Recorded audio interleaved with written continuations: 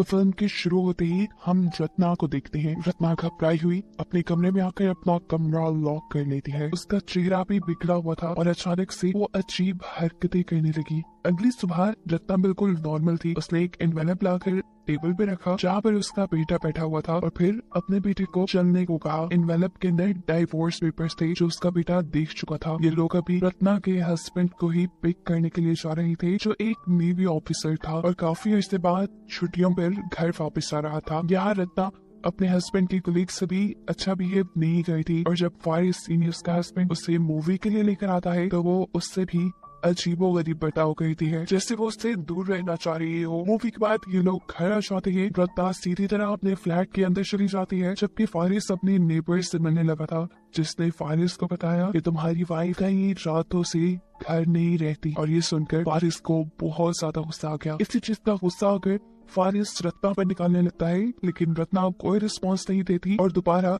घर से बाहर जाने की बात कहती है। रत्ना को अपना बाहर जाकर काम पूरा करना था लेकिन तब फारिस प्यार से उसके करीब आता है और उससे रिक्वेस्ट करता है आज मत जाओ, कल चली जाना। रत्ना रुक तो चाहती है लेकिन वो फारिस के साथ रहना ही नहीं चाहती थी। वो फारिस को इग्नोर कर रही थी जिससे उसे लगने लगा कि रत्ना का जरूर किसी और आदमी के साथ अफेयर चल रहा है और ये चीज रत्ना को तोड़ देती है। वो फारिस को कोई जवाब नहीं देती लेकिन खुद अपना सर बुरी तरह टेबल पे मारने लगती है और ऐसा करने से उसका बेटा आकर उससे रोकता है। अब सुबह जब फारिस की आंख खुली तो किचन में खटर पटर हो रही थी। बाहर जाकर उसने देखा कि उसका बेटा खुद ही खाना बना रहा था। वो अपने बेटे से बात करता है तो उसे पता चलता है कि कई महीनों से रत्ना उसका बिल्कुल ख्याल नहीं रखती। वो खुद ही अपना नाश्ता बनाता है, खुद ही तैयार होता है, खुद ही नहाता है और फिर स्कूल चला जाता है। ये सुनकर तो फारिस को दुख भी हुआ और गुस्सा भी आया कि रत्ना जो कुछ भी कर रही थी उस सब में अपने बेटे को भी भूल गई थी। अभी वो यही सोच रहा था कि एकदम से दरवाजे पे नॉक होता है और देखने को मिलता है कि यहाँ रत्ना की असिस्टेंट आई थी। रत्ना खुद एक स्क्रिप्ट राइटर थी और उसे जल्द ही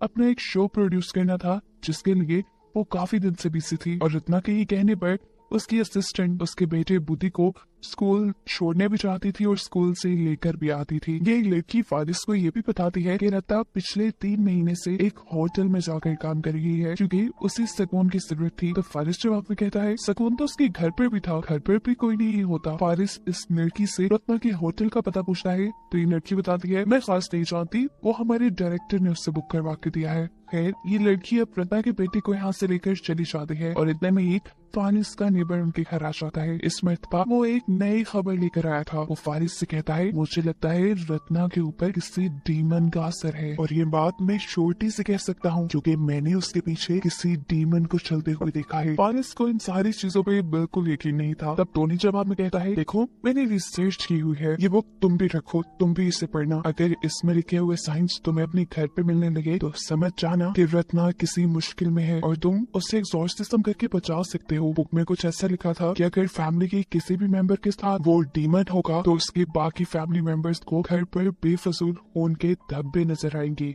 उनकी इन्हीं बातों के दौरान दिखाया जाता है कि पीछे रत्ना का गाँव तकिया एक अजीब से मॉन्स्टर में बदल गया जिसे इन दोनों ने नोटिस नहीं किया। अब फारिस इन सारी बातों को इग्नोर करते हुए जाता है रत्ना के डायरेक्टर के पास क्योंकि उससे लग रहा था कि रत्ना का डायरेक्टर उसमें इन्वॉल्व है। वो उसने फजूल में यहाँ पीटने ही वाला था लेकिन फिर उसे पब्लिक का ख्याल आया और उसने पूछा बताओ रत्ना कहाँ है। डायरेक्टर जवाब में उसे रत्ना का एड्रेस नहीं बताता बल्कि ये कह देता है उसे डिस्टर्ब मत करो, वो बहुत बड़ा प्रोजेक्ट कर रही है। ये सारी चीजें सुनने के बाद फारिस को और भी ज्यादा गुस्सा आ गया। वो खुद क्या भी करता हर चीज उसे पता चलाने का तजस्सुस हो गया था, इसलिए उसने एक प्राइवेट स्पाई को हायर किया जो हर वक्त उस डायरेक्टर पर और उसकी वाइफ पर नजर रखे। ये सब करने के बाद वो घर वापस आ जाता है। ये टाइम उसके बेटे के भी स्कूल से वापस आने का था। रत्ना की असिस्टेंट ही उसे स्कूल से वापस लेकर आई और दुखी फारिस उसी से अपना गम बांटने लगा। बातों ही बातों में जब वो लड़की फारिस के करीब आने वाली थी तभी इन दोनों के दरमियान फारिस का बेटा आ गया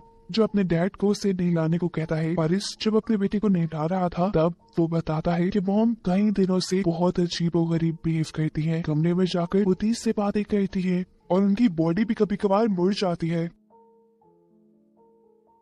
इनकी इन्हीं बातों के दौरान फारिस के बेटे को छत पर उनके धब्बे नजर आने लगे जिससे डरकर वो पानी के अंदर चला गया। यहाँ हम देखते हैं कि इतने में रत्ना भी घर आ गई। फारिस गुस्से में रत्ना के पास गया और उससे पूछा बताओ तुम कितने लोगों में इन्वॉल्व हो, ये बात इतनी ज्यादा गलत थी कि रत्ना को शदीद गुस्सा आ गया और रत्ना के गुस्सा होने पर हमें दिखाया गया कि उसके घर की लाइट्स एकदम से फ्लिकर होने लगी थी, यहाँ तक कि उनके घर का फ्यूज भी उड़ गया और रत्ना का मुंह भी इस वक्त अजीब हो गया था। एक मर्तबा के लिए तो फारिस को लगा कि रत्ना गायब हो गई, लेकिन लाइट आने पर उसने रत्ना को नीचे बैठे हुए देखा।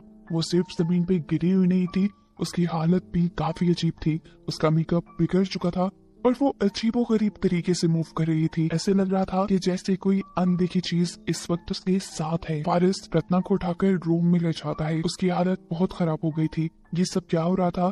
फारिस यही सोच रहा था कि एकदम से उसकी नजर मिरर में गई, जहाँ पर उसे रत्ना का गाँव तकिया एक डेड बॉडी की शक्ल में दिखा। आधी रात को सर्च आती है, पर आधी रात में रत्ना को दोबारा से वही अटैक आता है जिसमें वो अजीबोगरीब बिहेव कर रही थी और उसने अपना गाँव तकिया ऊपर रखा हुआ था। ये देखकर फारिस उसके ऊपर से गाँव तकिया उठाकर साइड पे फेंक देता है, जिसके बाद रत्ना की हालत ठीक हो जाती है। इतने में ही हम देखते हैं कि फारिस को किसी का फोन आया। ये उसी स्पाई की कॉल थी जिसने फारिस को बताया कि वो डायरेक्टर तुम्हारी वाइफ में इन्वॉल्व नहीं है, क्योंकि वो सारी इन्वेस्टिगेशन कर चुका था। कॉल के बाद जैसे ही फारिस रूम में आया तो रत्ना दोबारा ही उसे पोजेस हालत में मिली। उसके बाल उसके मुंह पे आए हुए थे और वो अजीबोगरीब काम कर रही थी। लाइट्स एक और बार फ्लिकर हुई और फिर जब वो लाइट्स बंद होकर ऑन हुई तो रत्ना घर से गायब हो चुकी थी। फारिस को इस मर्तबा भी कुछ चीजें अजीब नहीं लगी। उसका शक अभी भी डायरेक्टर पे चल रहा था, इसलिए उसने दोबारा स्पाइक को फॉलो की और डायरेक्टर के होटल का एड्रेस पूछते हुए उसके होटल में चला गया। वो जब लिफ्ट में था तो उसे यहाँ पे एक ओल्ड लेडी मिली जो उसे ये कहती है कि वो आने वाला है, जो कहने के बाद वो भी गायब हो जाती है। फिर उसने जाते ही डायरेक्टर पर गन पॉइंट कर दी, लेकिन फिर उसे पता चला कि उसके रूम में तो कोई भी नहीं था। वो घर वापस आया तो उसने देखा कि उसका बेटा बहुत ज्यादा डरा हुआ है, क्योंकि उसे छत पर खून के धब्बे नजर आ रहे हैं। काफी देर से वो वॉशरूम में भी नहीं गया था, क्योंकि वहाँ पर रत्ना थी और उसे अब रत्ना से डर लग रहा था, अपनी मॉम से डर लग रहा था। जाने से पहले तो फारिस खुद वॉशरूम चेक करके गया था, रत्ना वहाँ नहीं थी, लेकिन अब रत्ना वहाँ कैसे आ गई थी उसे समझ नहीं आता। वॉशरूम में जब वो जाकर देखता है तो रत्ना की हालत काफी बुरी थी। उसने अपने ऊपर अपना गाँव तकिया रखा हुआ था और उसके पाँव में से भी खून निकल रहा था। बाकी जो कोई भी उसे देखता डर जाता। फारिस अपने बेटे को इस कमरे से चले जाने को कहता है और फिर रत्ना को उठाकर बेड पर लिटाता है। रत्ना को सुनाने के बाद वो अपने बेटे के पास आ गया, उसे तसल्ली दी और उससे बातें करने लगा और बातें करते करते ही ये दोनों यहाँ सो गए। और इसके सोने के बाद आधी रात को रत्ना दोबारा उठी। अब वो बिल्कुल ठीक लग रही थी। वो तैयार हुई, उसने बोल्ड मेकअप किया और छतरी लेकर बाहर निकल गई। बाहर बहुत तेज बारिश हो रही थी, लेकिन इसकी उसे परवाह नहीं थी। वो इस बारिश में झूमती एंजॉय करती आगे बढ़ती है और तभी उसे टैक्सी मिल जाती है। वो टैक्सी को उसी होटल जाने को कहती है जहाँ पर पिछले कई दिनों से वो काम करने के लिए जाया करती थी। मौसम की खराब हालत और अकेली लड़की को देखकर टैक्सी ड्राइवर भी सिचुएशन का फायदा उठाने की कोशिश करता है, लेकिन रत्ना इग्नोर करके उसकी गाड़ी से निकल जाती है।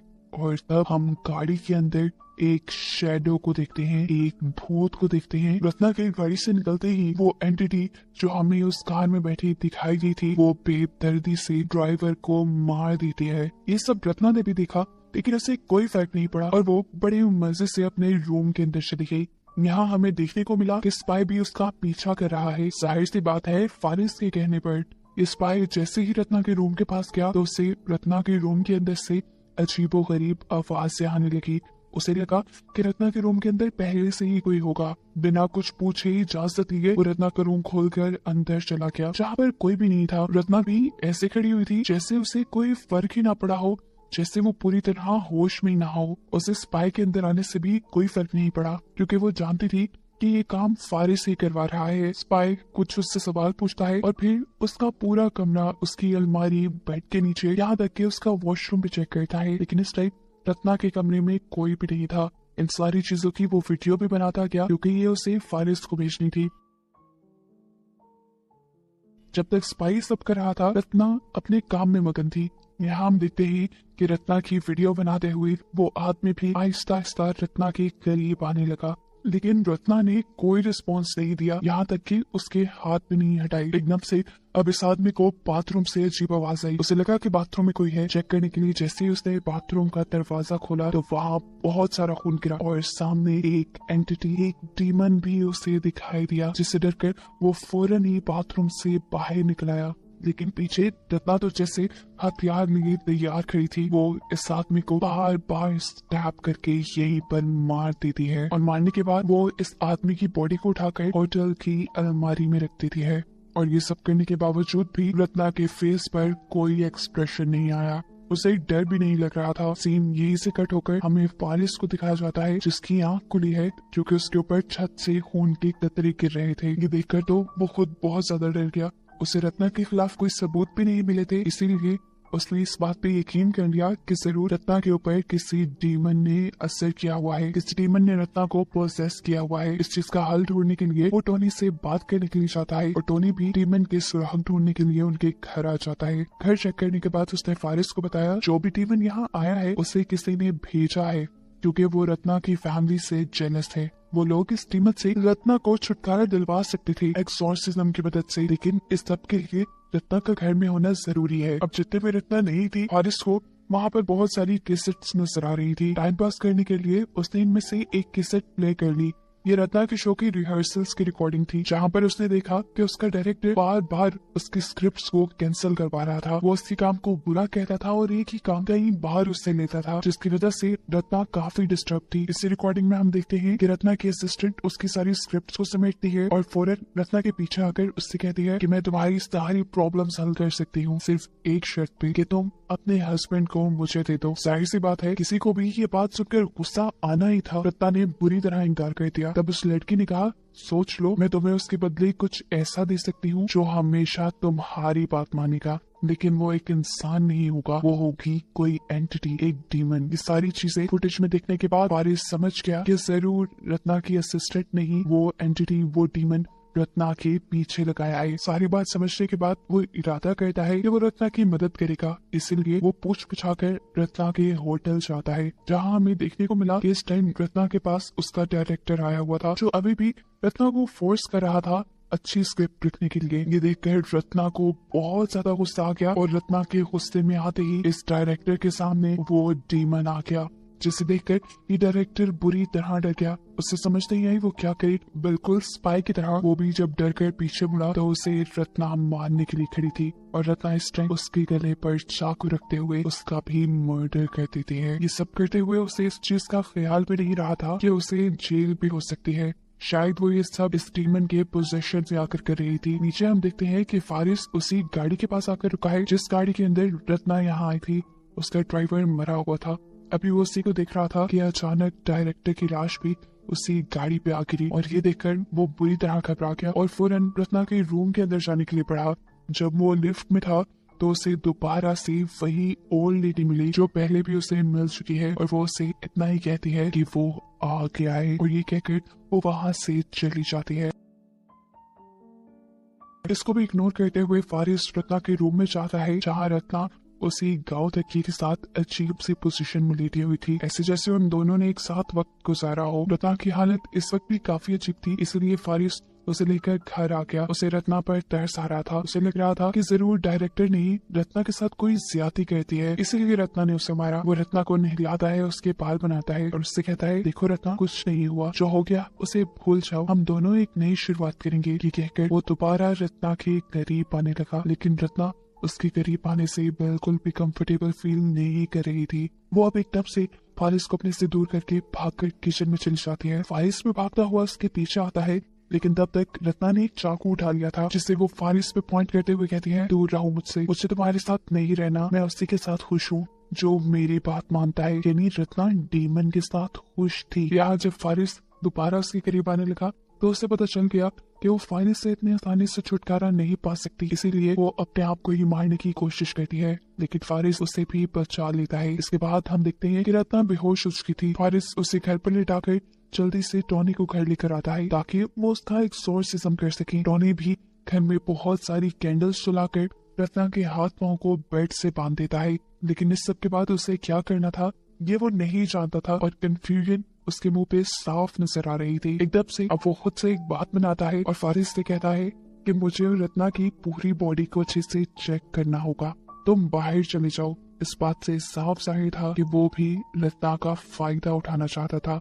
यहाँ दिखाया जाता है कि बुद्धि अब स्कूल से वापस आ चुका था उसे स्कूल से रत्ना की असिस्टेंट ने ही पिक किया था, जो इस टाइम घर आते ही घर का अजीब सा माहौल देखकर फौरन यहाँ से भागने की कोशिश करती है, लेकिन फारिस उसे पकड़ लेता है। वो उससे कहता है, मैं जानता हूँ ये सब तुमने किया है, तुमने भेजा है ना रत्ना के पास डीमन, तुम रत्ना को आजाद करो चाहे मुझे ले लो। उसका मतलब था कि ये लड़की जो फारिस को किसी भी हालत में पाना चाहती थी, फारिस अब उसके साथ रहेगा। लेकिन फारिस ये सब मुंह से बोल रहा था, दिल में ऐसी बात उसकी नहीं थी। वो अभी भी रत्ना को आजाद करने के लिए नहीं बोल रहा था, वो सिर्फ अपनी फीलिंग्स के लिए ये सब कह रहा था। और उसकी फीलिंग्स उस डीमन ने सुन ली और एकदम से वो फारिस को साइड पे गिराते हुए रत्ना के असिस्टेंट के पास आ गया और फिर उसकी बॉडी के अंदर चला गया। उसे पोसेस करते हुए डीमन ने फारिस के ऊपर हमला कर दिया, लेकिन फिर उसने फारिस को नहीं मारा क्योंकि वो तो रत्ना के अकॉर्डिंग काम करता था और रत्ना नहीं चाहती थी कि डीमन फारिस को मारे। इसीलिए डीमन इस लड़की की ही बॉडी के साथ घर से बाहर चला गया और अजीबो गरीब हरकतें करने लगा। अब फारिस जब वापस रूम के अंदर आया तो उसने देखा कि टोनी उसकी वाइफ के साथ जबरदस्ती करने की कोशिश कर रहा था और ये देखकर उसे गुस्सा आ गया। इससे पहले कि वो टोनी के साथ कुछ करता, इस रूम का सारा फर्नीचर हवा में लटक जाता है और यहाँ की लाइट्स भी चली जाती हैं। टोनी इसी मौके का फायदा उठाते हुए फारिस को मारने की कोशिश करता है, क्योंकि वो जानता था कि अगर उसने फारिस को न मारा तो फारिस उसे मार देगा। अब ठीक उसी टाइम पर जब वो फारिस को मारने वाला था, डीमन ने उसी को पोसेस कर लिया। ऐसी हालत में टोनी खुद अपना सर दीवार से मार मार कर मर गया और यहाँ रेलवे स्टेशन पे रत्ना की असिस्टेंट भी अपना सर नीचे